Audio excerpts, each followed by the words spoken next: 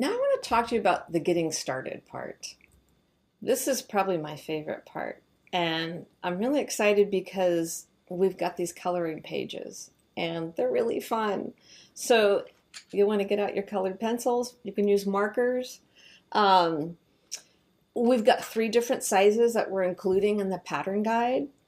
Take those out, and I would suggest photocopying those and keep a master, use those as the master, and then print as many as you'd like. So there's the big overall pattern that has, the smaller shapes. And then there's one just a little bit bigger. And then the third one, they're enlarged quite a bit. And I tend to start with this one. And I'll show you what I've done.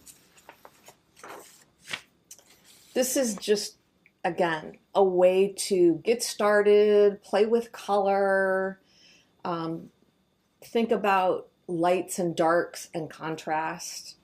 And that's one that I did. Then I'm working with this in sort of a color organized rainbow.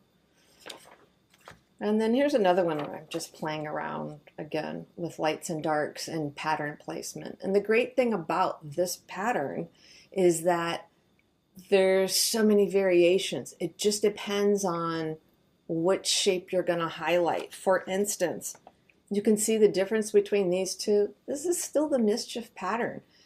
All I've done is take the larger piece and make it light. Over here, I've made it dark. So just by playing with contrast, you can do a different variation. So this is a perfect way to find out what you want to do. So what I would suggest starting with is look at the variations, pick one of those, and then work with the colored pencils and markers and see how that plays out with you.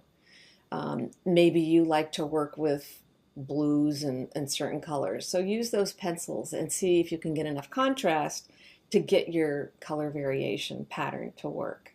So once you've sort of figured out your placement and your colors, and you've worked on the bigger squares,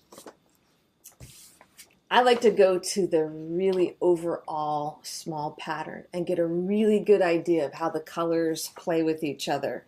Here's a great example. I did a little mock-up and I just used the grayscale. I didn't even use color, but I got to see how everything plays with each other. And you could do a whole sheet of this by adding all the different colors. You wouldn't even have to do it with the grayscale. But I find it really helpful, and it's a lot easier to start and to pick colors once you start with that.